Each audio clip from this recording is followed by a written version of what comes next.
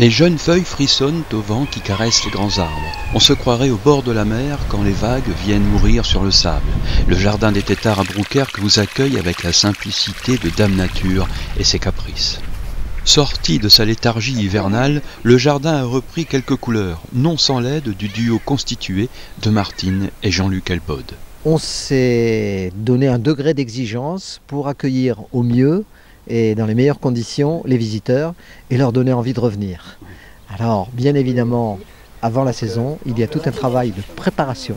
Déjà au mois de septembre, je fais énormément de boutures de rosiers, qu'après je rempote l'année suivante au mois de septembre. Mais aussi beaucoup de semis, de plantes potagères et de fleurs pour mettre dans le jardin.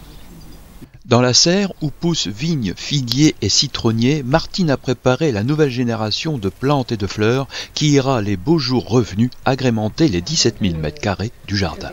Le jardin évolue tous les ans parce que je plante mais aussi je sème.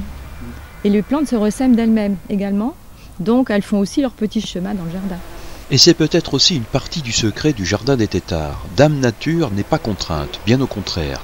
Elle joue sa partition et aide à façonner ce paysage. On laisse aussi surtout faire la nature parce qu'on a les mésanges, on a des mésanges charbonnières, des mésanges à longue queue, les mésanges bleus qui nichent chez nous. On a mis des nichoirs un peu partout donc elles se reproduisent chez nous. Et ce sont des très bons nettoyeurs de jardin. Bon, il y a les coccinelles pour les pucerons et la chrysope aussi. Il y a un tas d'autres petits insectes utiles qui nous aident à nettoyer. Il y a la musaraigne qui mange les limaces, le hérisson qui se promène aussi et qui fait son travail. La griffe qui mange les escargots. Enfin, il y a énormément une petite armée derrière nous qui nous aide à entretenir. C'est ce qu'on appelle les auxiliaires du jardin. Et cette année, lorsque nous ouvrirons le jardin le deuxième week-end de juin, dans le cadre de l'opération Rendez-vous au jardin du ministère de la Culture, le thème, ce sont les animaux au jardin. Donc, on constate ici que les animaux à plumes, à poils, de tous ordres, nous aident. Et ça, on essaiera de le faire partager aux visiteurs du jardin, leur expliquer l'utilité de tous ces animaux qui, finalement, font une chaîne, certains mangent les autres, mais nous rendent service aussi quand la mésange vient attraper quelques chenilles pour nourrir ses petits.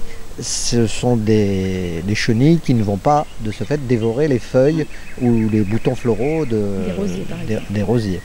Le jardin des Têtards, c'est un peu une maison du bonheur. Le visiter, c'est comme plonger dans un conte de Perrault où tous les habitants s'activent à sa façon afin de le faire vivre en toute saison avec ses plus belles couleurs.